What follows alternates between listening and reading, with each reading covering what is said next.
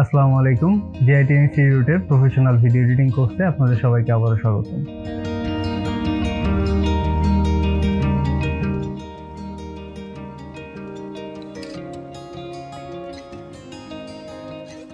এর সাথে এবার আর কি আমরা শাটার অ্যাঙ্গেলটা অ্যাড করব। শাটার অ্যাঙ্গেলের কাজ হচ্ছে মোশন ব্লার অ্যাড করা। মোশন ব্লার মানে কি, আপনি যখন একটা ক্যামেরা দিয়ে কোনো একটা শুট করতেছেন, যখন এদিক ওদিক মুভ করেন তখন একটা ব্লারই একটা ভাব আসে, ঠিক আছে?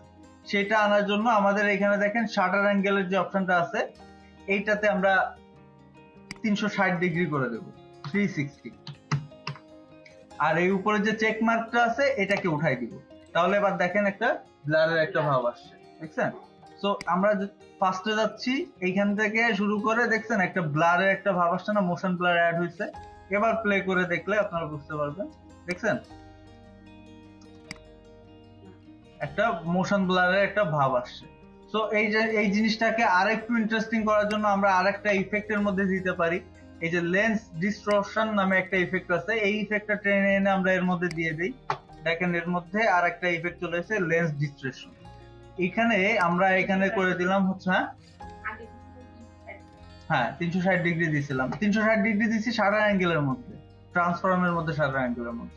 সো এবার আর একটা জিনিস অ্যাড করলাম, এখান থেকে এটাকে করে দিলাম হচ্ছে 100 না, ধরেন 300 করে দিই। এখন এইটাকে -100 করে দিলে ভালো হয়, ঠিক আছে? ধরেন -100 করে দিলাম। মাইনাস করলে কি হবে? মাইনাস করলে সামনের দিকে কার্ভ হয়ে আসবে, আর প্লাস দিলে পিছনের দিকে কার্ভ হয়ে যাবে। তো না না, একসাথে করছি এটা, মানে ওই যে ট্রানজিশনটা ইউজ করছি ওই ট্রানজিশনের সাথে এটা করতেছি। তো এইটাকে আমরা একটা কি ফ্রেম অ্যাড করলাম -100 তে। এবার আর কি সামনে গেলাম, এখানে 0 করে দিলাম। এবার এই কি ফ্রেমটাকে কপি করলাম কন্ট্রোল সি দিয়ে, একদম লাস্টে গেলাম, কন্ট্রোল বি দিয়ে পেস্ট করে এটাকে শেষে নিয়ে গেলাম। এবার দেখেন প্লে করলে মানে কার্ভ হয়ে আসতেছে, কিছুটা কার্ভ হয়ে তারপরে সোজা হয়ে যাইতেছে। এবার আরেকটা কাজ করা যেতে পারে, এইখানে আরেকটা ট্রানজিশন ইউজ করতে পারি আমরা। কি ট্রানজিশন?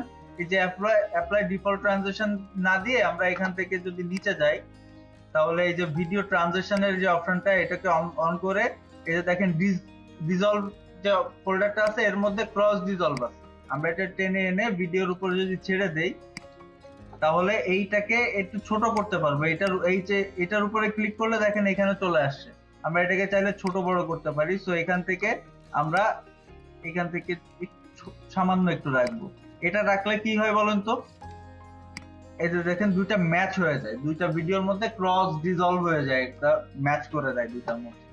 সো এইটা দেওয়ার কারণে আমাদের এখানে যে জাম্প কাটটা ছিল সেটা আর কি একটু স্মুথ হয়ে গেছে, দেখছেন? বুঝতে পারছেন? আমরা সামনে আরো কাজ করতে করতে পুরো বিষয়টা নিয়ে আবারও আলোচনা করব।